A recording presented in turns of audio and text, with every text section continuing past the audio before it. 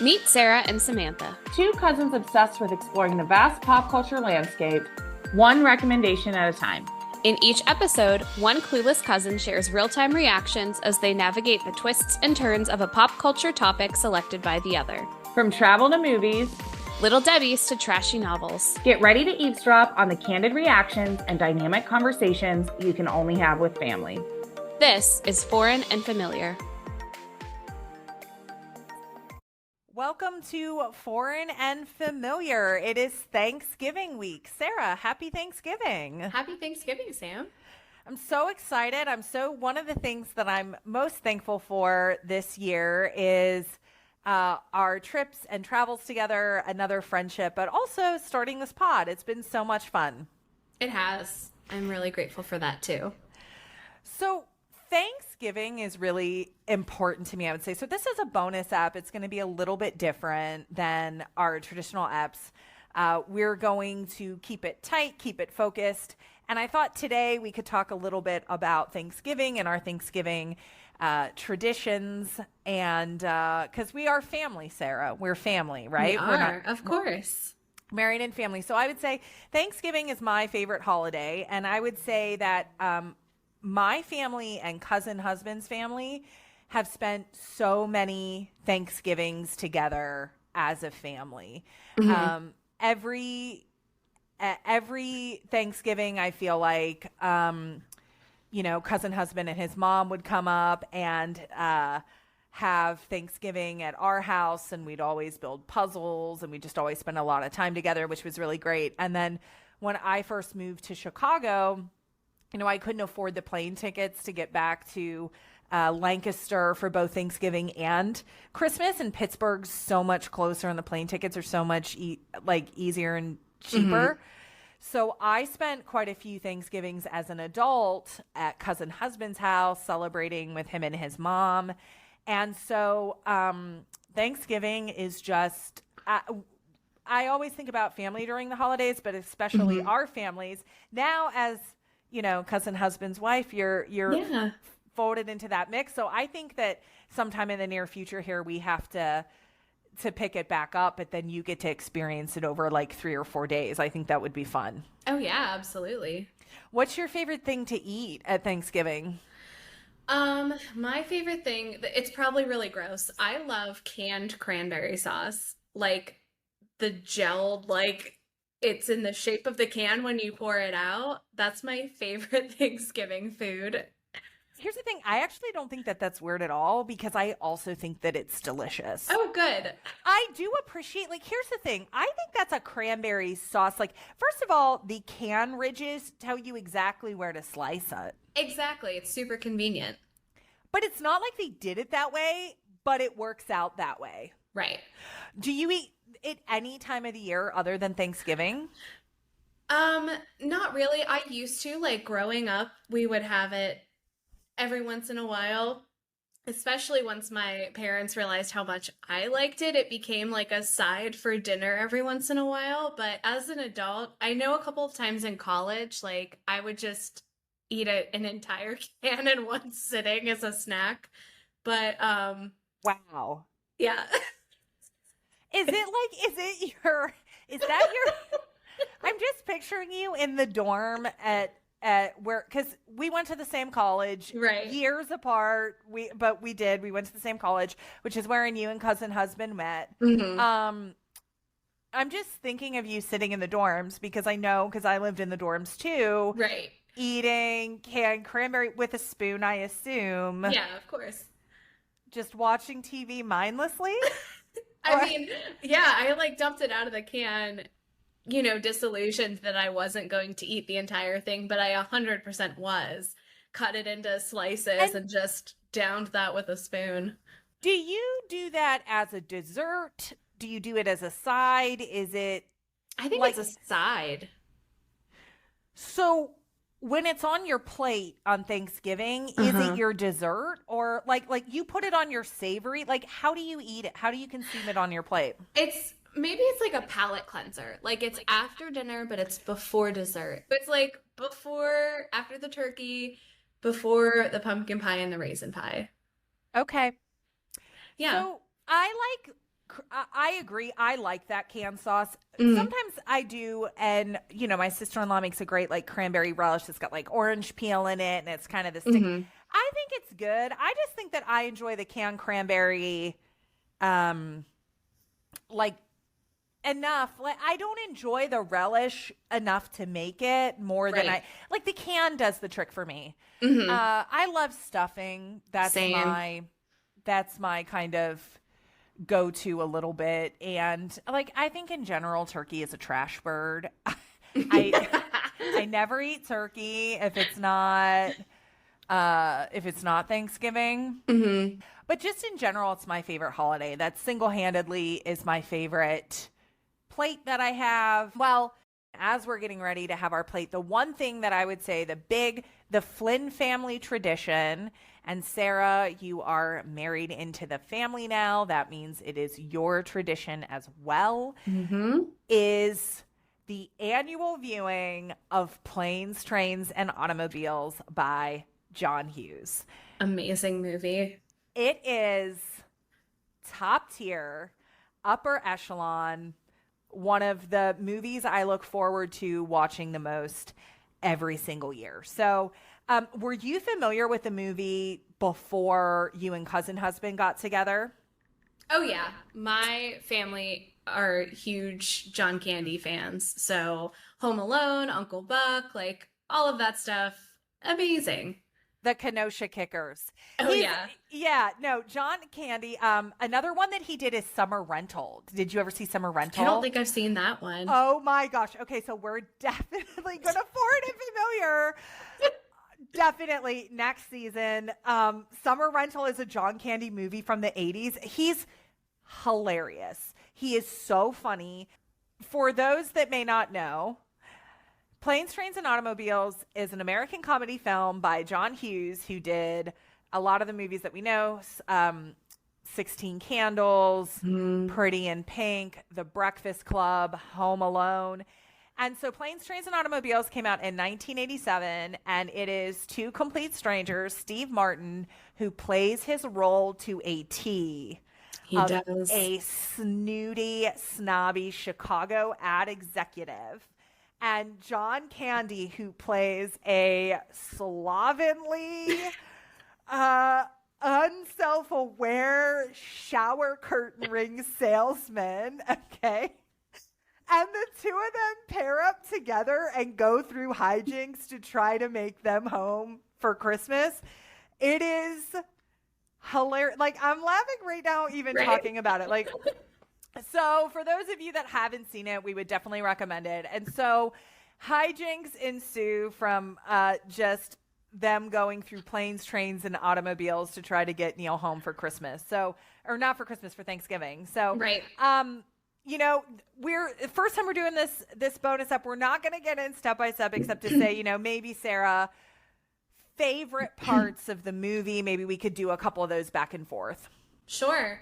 So my all-time favorite part of the movie is after the rental car catches on fire and they're like arguing on the side of the road because Neil's wallet is still in the car. And he like grabs Dell, right? Is John Candy's Yeah. character. He like grabs him by the coat and they're like shaking back and forth. That is the part that like lives rent free in my brain. When I think about that movie, it's what comes to mind. We're going to have to put that on the pod because it is so funny. They're Yeah. like, what do you mean? Blah, blah, blah, blah. Going back and forth.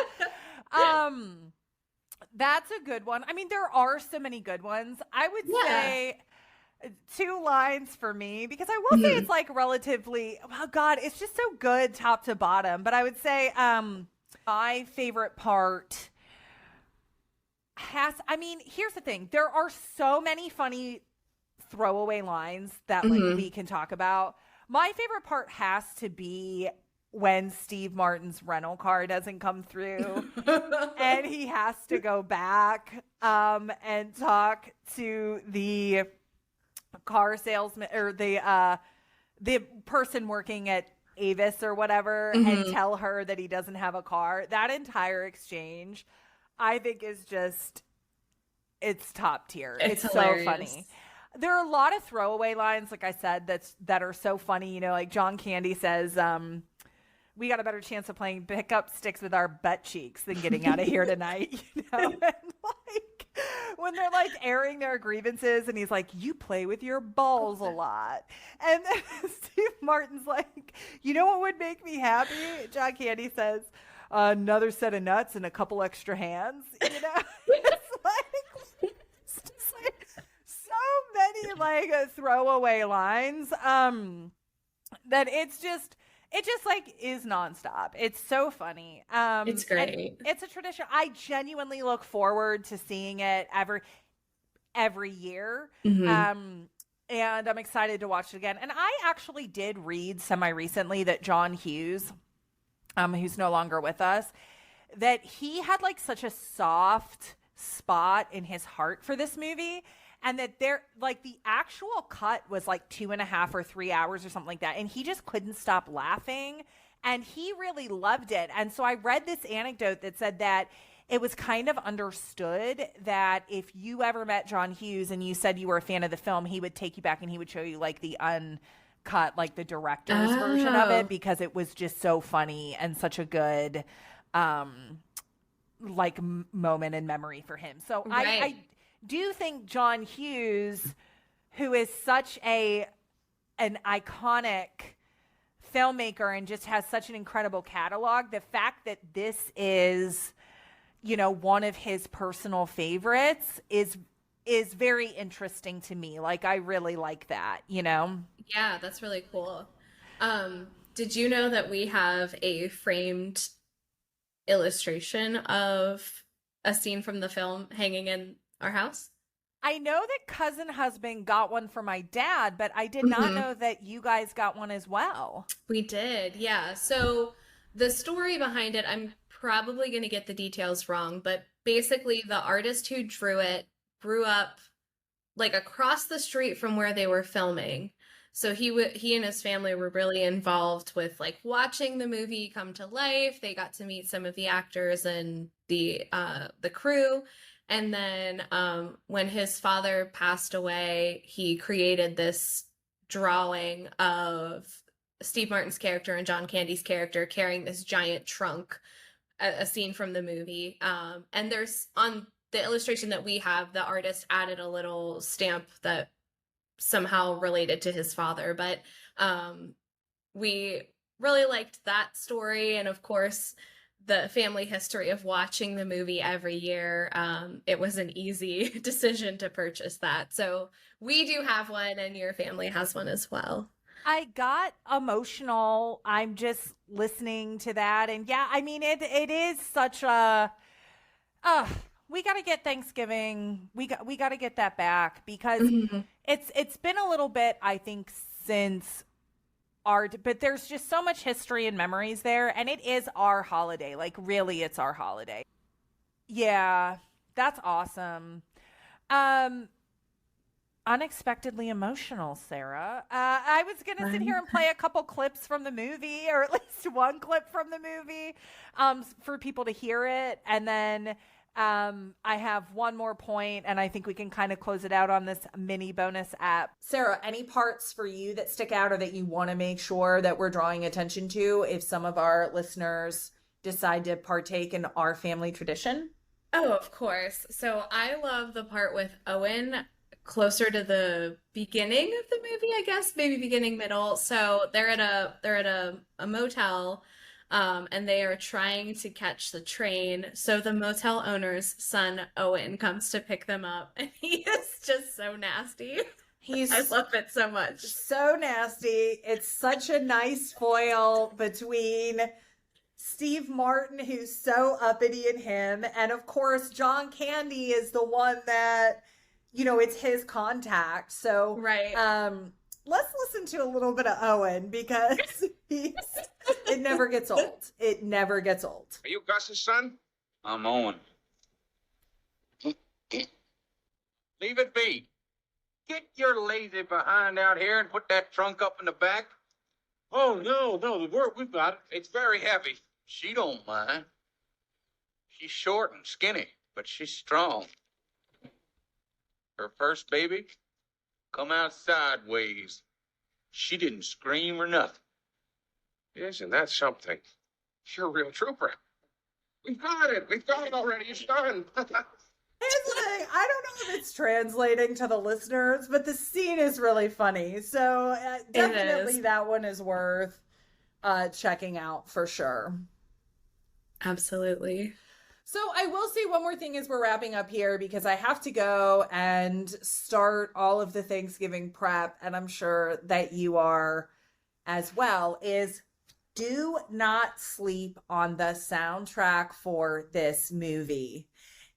Oh no, it's amazing. It is amazing. It truly adds so much to the story. And you can find the playlist on Spotify that kind of lists out all the different ones. It's 80s synth glory. And I'm going to play just a little bit now, and then we'll close it out.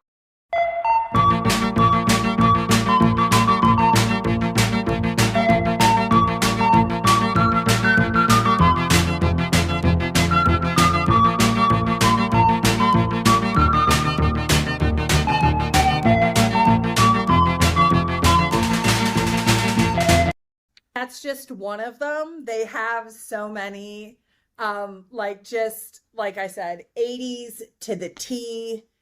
It's fantastic. It's a great time. So here's a question we were asking. Who do you think is more essential than the other one? Like, if you had to replace one of them, Steve Martin or John Candy, because they both play their roles so well, who do you think is expendable? That's so tough because neither of them are, but I've already established I'm a big John Candy fan, so I would say keep him and replace Steve Martin. But that's I think it's a tough call too. I will say this, there is so much physical comedy in this movie as well. Like, it's not just it's not just the situations, it's not just the writing, it's not just the jokes. The physical comedy in this is top tier, and I don't think that Steve Martin gets enough credit for his physical comedy in this movie, because I think it's funny. But to your point, John Candy just plays it to such a T, and it's like he just embodies that character. I mean, his facial expressions when other people are talking. I mean, it was his whole... Because I think that John Hughes maybe wrote the part for him. I don't know that for a fact, though, but...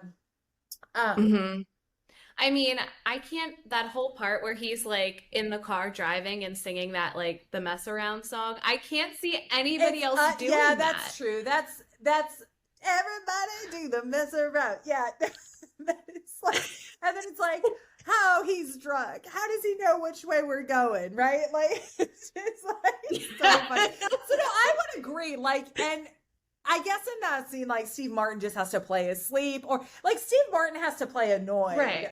Okay, Sarah, so closing out, any final thoughts about the movie that you would want anybody to know that's maybe considering watching this holiday classic? I highly recommend. It is so funny. It's great acting. Like it is all around a fantastic movie. I do think it's probably worth mentioning that it's rated R mostly for language. So if anyone is considering watching it with young kids, probably not advisable, but definitely worth considering for Sarah, a family you are tradition. such a teacher and such an educator. Anything else to add, Sarah? Happy Thanksgiving. Thanks for eavesdropping on us. If you can't get enough of the Cousin Chronicles, head over to Instagram and follow @FauxFamPod for more in-depth info and behind-the-scenes details. Or email us at foreignfamiliarpod@gmail.com. Foreign and Familiar is a Flynn and Flynn production. The theme is Colorful by Allerly Von Nikolai.